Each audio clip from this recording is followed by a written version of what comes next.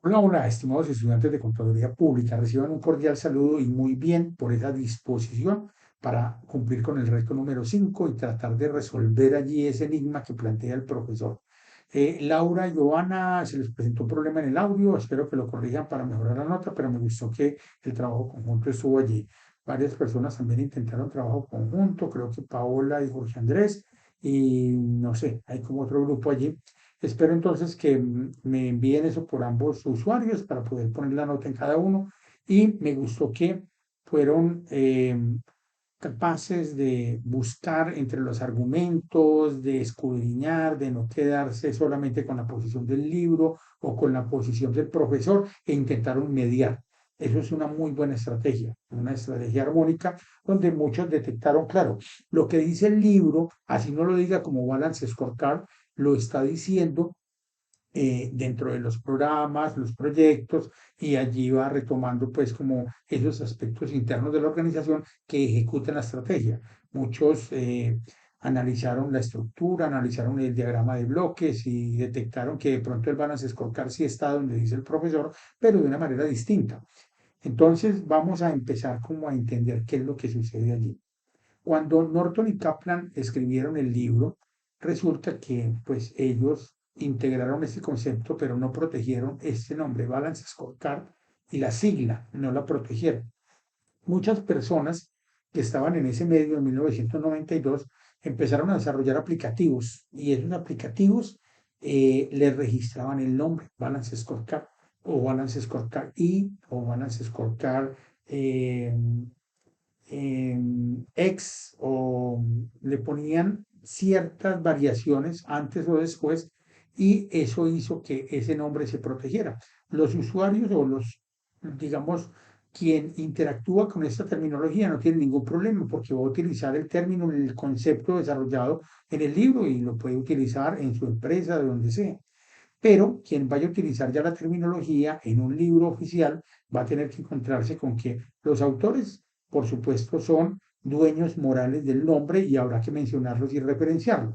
Pero también muchas personas del comercio electrónico y del desarrollo de software y registraron esta marca. Por lo tanto, empiezan a darse problemas en la forma como usted referencia esa marca dentro de un texto. Entonces muchos textos no lo tienen, pero realmente querrían hablar del Balance Scorecard y empiezan a derivarse en unas escuelas. Los que no quieren hablar del Balance Scorecard, que porque se complican y si meten eso en el libro les toca pagarle regalías a otros, y los que dicen que si se ponen a casarse con una escuela como el Balance Scorecard, eh, terminan dejando de ver un panorama más general, que es este panorama. Se crean unos programas, se les asignan unos presupuestos y hay unos procedimientos para llevar a cabo las acciones. Entonces, esto hace que ellos se desmarquen tanto de Balance Scorecard como marca, como de PMI, que sería la otra marca de proyectos, donde se habla de programas, donde se habla de portafolios y de proyectos. Entonces, esto es una estrategia más como de derechos de autor, pero el concepto está allí y varios de ustedes lograron comprenderlo. El asunto es que este desarrollo teórico de un libro como Pearson, 10 ediciones, es convincente, pero el problema de esto es que muchas organizaciones se quedan con interiorizar la estrategia y convertirla en objetivos y cada año empezar a hacer planeación estratégica que realmente no conduce a la diferenciación. Ese es el problema esencial. Y como lo vimos en las primeras semanas, arrancamos este curso hablando de la miopía del marketing, de la miopía de muchas organizaciones que no podían ver más allá de su realidad y de su éxito y que en ese éxito se ahogaban sin entender que la amenaza de generar valor futuro estaba a la vuelta de la esquina. Hoy en día vemos el caso, un Tesla en un entorno en el cual las marcas que conocíamos de carros, Ford, Chrysler, Chevrolet, Toyota, etcétera, Nissan, estaban allí tranquilas compitiendo por una torta del mercado, Volkswagen y todos estos estaban allí.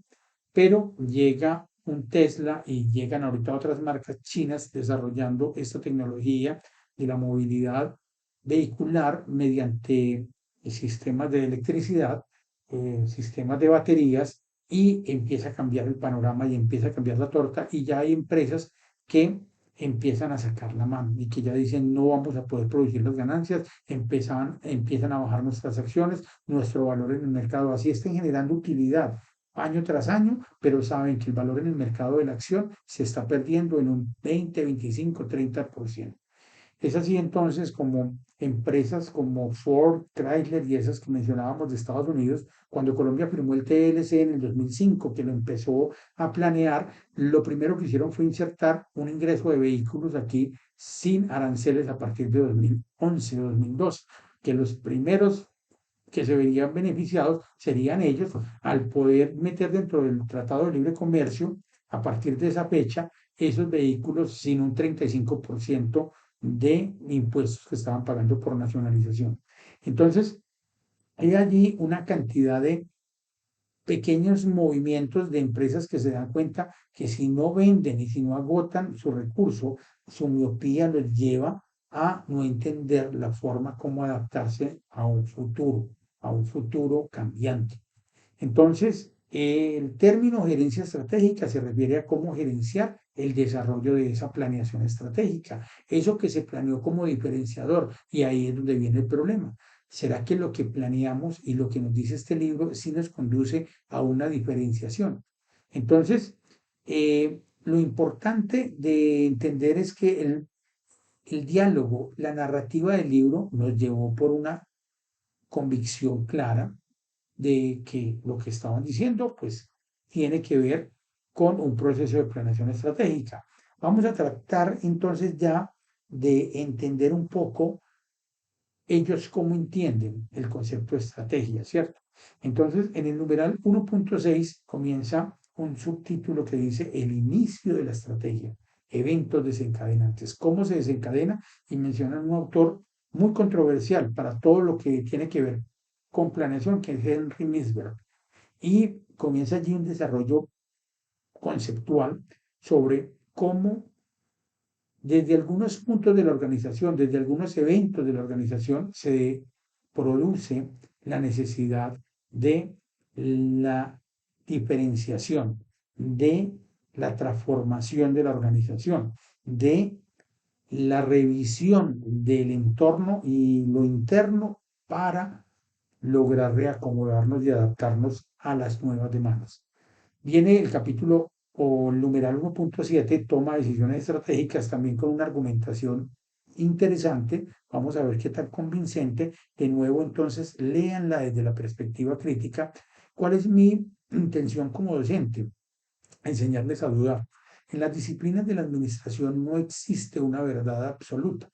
Hay disciplinas como la matemática, la química, la física, donde ya hay unas reglas, donde ya hay una normatividad base y así no existan verdades absolutas, pero ya hay un entable muy grande de base que permite definir qué es una verdad concreta, una verdad que no puede ser fácil, un axioma que no puede ser fácilmente falsable.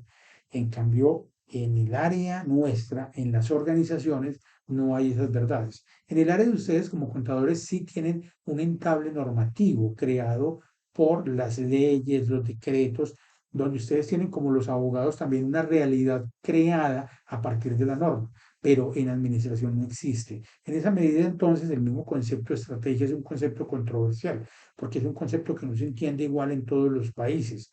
Y de esa manera, Estados Unidos lo pretende posicionar como el concepto diferenciador desde sus autores y en países como Europa, Francia, la estrategia simplemente definida de manera estricta es un desencadenamiento de unas acciones para lograr un objetivo, que no siempre es diferenciado.